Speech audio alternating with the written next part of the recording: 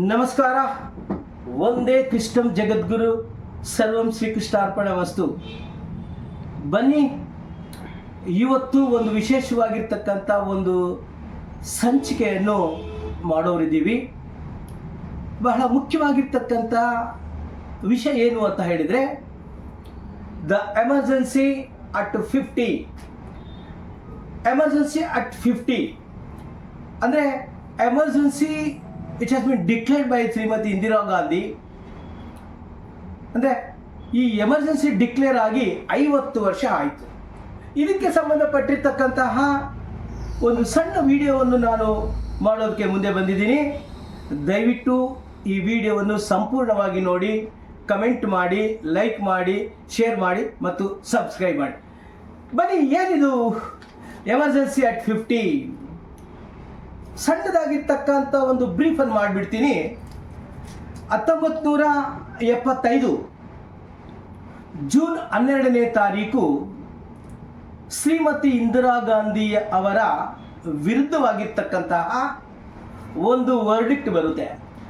ಏನು ಅಂತ ಹೇಳಿದರೆ, ಶ್ರೀಮತಿ ಇಂದಿರಾ ಗಾಂಧಿಯವರು 1971ರ ಲೋಕಸಭೆಯ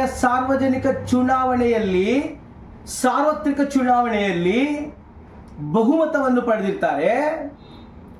ಆದರೆ ಆ ಚುನಾವಣೆಯಲ್ಲಿ ಅಕ್ರಮವಾಗಿದೆ. ಅಕ್ರಮದ ವಿರುದ್ಧ, ಅವರ ವಿರುದ್ಧ ಯಾರು ನಿಂತ್ಕೊಂಡಿರ್ತಾರಲ್ಲ, ಏನು ಸಂಯುಕ್ತ ಸಮಾಜವಾದಿ ಪಾರ್ಟಿಯ ರಾಜ್ ನಾರಾಯಣ್ ಅವರು ಸಂಯುಕ್ತ ಸಮಾಜವಾದಿ ಪಾರ್ಟಿಯ ಕ್ಯಾಂಡಿಡೇಟ್. ಇವರು ಶ್ರೀಮತಿ ಇಂದಿರಾ ಗಾಂಧಿಯ ವಿರುದ್ಧ ಡಿಫೀಟೆಡ್ ಕ್ಯಾಂಡಿಡೇಟ್. ಸೊ ಇವರು ಅಲಹಾಬಾದ್ ಹೈಕೋರ್ಟಲ್ಲಿ ದಾವೆಯನ್ನು ಹಾಕ್ತಾರೆ. ಸುಮಾರು 3-4 ವರ್ಷಗಳ ಕಾಲ ಈ ಕೇಸು ನಡೆಯುತ್ತೆ. ಅಷ್ಟೇ ಅಲ್ಲ, ಭಾರತದ ರಾಜಕೀಯದ ಇತಿಹಾಸದಲ್ಲಿ ಮೊಟ್ಟ ಮೊದಲ ಬಾರಿಗೆ ಒಬ್ಬ ಪ್ರಧಾನಮಂತ್ರಿಗಳು ಸ್ವತಃ ಹೈಕೋರ್ಟ್ಗೆ ಹಾಜರಾಗಿ 5 ಗಂಟೆಗಳ ಕಾಲ ಅವರು ನಿಂತುಕೊಂಡು ಅವರು ಈ ಒಂದು ಕೇಸನ್ನು ಕೋರ್ಟಲ್ಲಿ ಎದುರಿಸ್ತಾರೆ. ಕೊನೆಗೆ 12ನೇ ತಾರೀಕು ಜೂನ್ 1975ರಲ್ಲಿ ಅಲಹಾಬಾದ್ ಹೈಕೋರ್ಟು ವರ್ಡಿಕ್ಟ್ ಅನ್ನು ಹೊರಡಿಸುತ್ತೆ. ಶ್ರೀಮತಿ ಇಂದಿರಾ ಗಾಂಧಿ ಅವರನ್ನು MP ಚುನಾವಣೆಯಿಂದ ಸಸ್ಪೆನ್ಷನ್ ಮಾಡ್ತಾರೆ. ಅಂದರೆ 6 ವರ್ಷಗಳ ಕಾಲ ಸಸ್ಪೆನ್ಷನ್ ಮಾಡುತ್ತಾ 6 ವರ್ಷಗಳ ಕಾಲ ಅವರನ್ನು ಯಾವುದೇ ಚುನಾವಣೆಗೆ ನಿಂತುಕೊಳ್ಳೋದಕ್ಕೆ ಅರ್ಹ ಇಲ್ಲ ಅಂತ ಹೇಳಿ ಅಲಹಾಬಾದ್ ಹೈಕೋರ್ಟು ತನ್ನ ತೀರ್ಪನ್ನು ನೀಡುತ್ತೆ. ಇದು ಬಹಳ ವಿಶೇಷವಾಗಿರ್ತಕ್ಕಂಥದ್ದು. ಆದರೆ ಅದೇ ದಿನ ಸುಪ್ರೀಂ ಕೋರ್ಟ್ಗೆ ಹೋಗ್ತಾರೆ. ಸುಪ್ರೀಂ ಕೋರ್ಟ್ಗೆ ಹೋಗಿ ಅಲ್ಲಿ ವಿಚಾರಣೆ ಕೂಡ ನಡೆಯುತ್ತೆ. ಆದರೆ ಸುಪ್ರೀಂ ಕೋರ್ಟಲ್ಲಿ justice we are Krishna Iyer ಅವರು ಅಲಹಾಬಾದಿನ ಹೈಕೋರ್ಟಿನ ಒಂದು ವರ್ಡಿಕ್ಟ್ ಅನ್ನು ಎತ್ತಿ ಹಿಡಿತಾರೆ. ಹೀಗಾಗಿ ಅವರು ಯಾವುದೇ ಕಾರಣಕ್ಕೂ ಕೂಡ MP ಆಗಿ ಇರೋದಕ್ಕೆ ಅರ್ಹರಲ್ಲ ಅಂತ ತಿಳಿದು ಕೊನೆಗೆ ಅವರನ್ನು ಪ್ರಧಾನಮಂತ್ರಿ ಸ್ಥಾನದಿಂದ ರಾಜೀನಾಮೆ ಕೊಡಿಸೋದಕ್ಕೆ JP ನಾರಾಯಣ್ ಇರ್ಬೋದು, ಅನೇಕ ನಾಯಕರು ದೆಹಲಿಯಲ್ಲಿ ಒಂದು ಸ್ಟ್ರೈಕ್ ಕೂಡ ಶುರು ಮಾಡಿಕೊಳ್ತಾರೆ. ಸೊ ಹೀಗಾಗಿ ಕೊನೆಗೆ ಶ್ರೀಮತಿ ಇಂದಿರಾ ಗಾಂಧಿ ಅವರು ಇದರಿಂದ ಯಾವ ರೀತಿಯಾಗಿ ಅಧಿಕಾರವನ್ನು ಉಳಿಸ್ಕೋಬೇಕು ಅಂತ ಹೇಳಿ ಒಂದು ದುರಾಲೋಚನೆ ಬರುತ್ತೆ. ಆಗ ಅವ್ರಿಗೆ ಬಂದಿರತಕ್ಕಂಥ ವಿಚಾರ ಯಾವುದು ಅಂತ ಹೇಳಿದರೆ ಎಮರ್ಜೆನ್ಸಿ. ಸೊ ಹೀಗಾಗಿ ಎಮರ್ಜೆನ್ಸಿ ಡಿಕ್ಲೇರ್ ಮಾಡೋದಕ್ಕೆ ಅವರು ತಯಾರಾಗ್ತಾರೆ. ಜೂನ್ 25ನೇ ತಾರೀಕು 1975ನೇ ಇಸ್ವಿಯಲ್ಲಿ ಮಧ್ಯರಾತ್ರಿ ಯಾವುದೇ ರೀತಿಯ ಕ್ಯಾಬಿನೆಟ್ ಅಪ್ರೂವಲ್ ಇಲ್ಲದೆ, ಯಾವುದೇ ರೀತಿಯ ಕ್ಯಾಬಿನೆಟ್ನ ಒಂದು ಪರ್ಮಿಷನ್ ಇಲ್ಲದೆ, ಪಾರ್ಲಿಮೆಂಟಿನ ಅನುಮತಿ ಇಲ್ಲದೆ, ಪಾರ್ಲಿಮೆಂಟಿನಲ್ಲಿ ಚರ್ಚೆಯನ್ನು ಮಾಡಲಾರದೆ ಏಕಾಏಕಿ ಜೂನ್ 25ನೇ ತಾರೀಕು 1975 ಮಧ್ಯರಾತ್ರಿ the president of India Fakhruddin ಆಲಿ ಅಹಮದ್ ಅವರನ್ನು ಒಪ್ಪಿಸಿ ಮಧ್ಯರಾತ್ರಿ ಶಿ ಹ್ಯಾಸ್ ಡಿಕ್ಲೇರ್ಡ್ ಎಮರ್ಜೆನ್ಸಿ.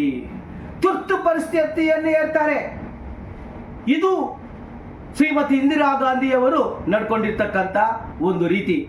ಯಾವುದೇ ಕಾರಣಕ್ಕೂ ಸಂವಿಧಾನದ ಡಾಕ್ಟರ್ BR ಅಂಬೇಡ್ಕರ್ ಕೊಟ್ಟಿರ್ತಕ್ಕಂತಹ ಸಂವಿಧಾನವನ್ನು ಪಾಲಿಸದೆ, ಸಂವಿಧಾನವನ್ನು ಧಿಕ್ಕರಿಸಿ, ಕ್ಯಾಬಿನೆಟ್ನ ಧಿಕ್ಕರಿಸಿ, ಕ್ಯಾಬಿನೆಟ್ ಅಪ್ರೂವಲ್ ಇಲ್ಲದೆ ಶ್ರೀಮತಿ ಇಂದಿರಾ ಗಾಂಧಿ ಡಿಕ್ಲೇರ್ಡ್ ಎಮರ್ಜೆನ್ಸಿ ಹೀಗೆ ಮಾಡಿರ್ತಕ್ಕಂತಹ ಎಮರ್ಜೆನ್ಸಿ ಅಥವಾ ತುರ್ತು ಪರಿಸ್ಥಿತಿಯಲ್ಲಿ ಲಕ್ಷಾಂತರ ಜನ, ದೇಶದಲ್ಲಿರ್ತಕ್ಕಂಥ ಪ್ರತಿಯೊಬ್ಬ ಯಾರು ವಿರೋಧ ಮಾಡ್ತಾರೆ ಎಲ್ಲರನ್ನೂ ಕೂಡ ಸುಮಾರು 1,50,000 ದೇಶಾದ್ಯಂತ ರಾಜಕೀಯ ನಾಯಕರನ್ನು, ಯುವಕರನ್ನು, ಪ್ರತಿಯೊಬ್ಬರನ್ನು ಕೂಡ ಜೈಲಿಗೆ ಹಾಕ್ತಾರೆ.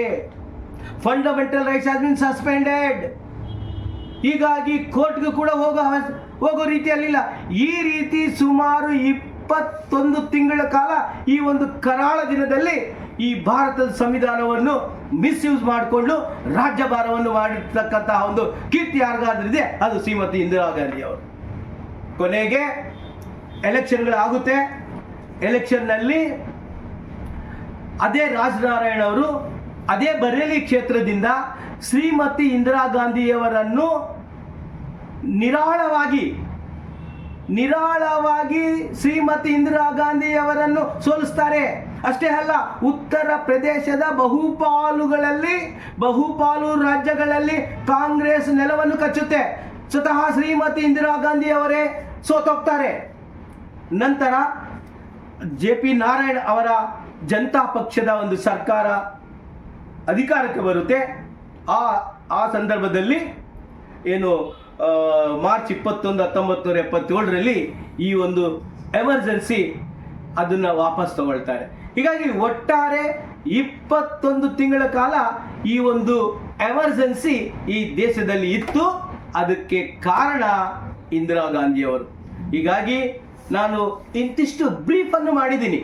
ಯಾಕೆ ಅಂತ ಹೇಳಿದ್ರೆ ಈ 21 ತಿಂಗಳ ಕಾಲ ನಡೆದಿರ್ತಕ್ಕಂತಹ ಅರಾಜಕತೆ, ಅನ್ಯಾಯ, ಅಕ್ರಮ, ಅಸಂವಿಧಾನಿಕವಾಗಿರ್ತಕ್ಕಂತಹ ಘಟನೆಗಳು ಹೇಳೋದಕ್ಕೆ ಈ ಒಂದು ಸಣ್ಣ ವಿಡಿಯೋ ಆಗೋದಿಲ್ಲ. ಹೀಗಾಗಿ ನಾನು ಇಂತಿಷ್ಟು ಬ್ರೀಫ್ ಅನ್ನು ಮಾಡಿದ್ದೀನಿ.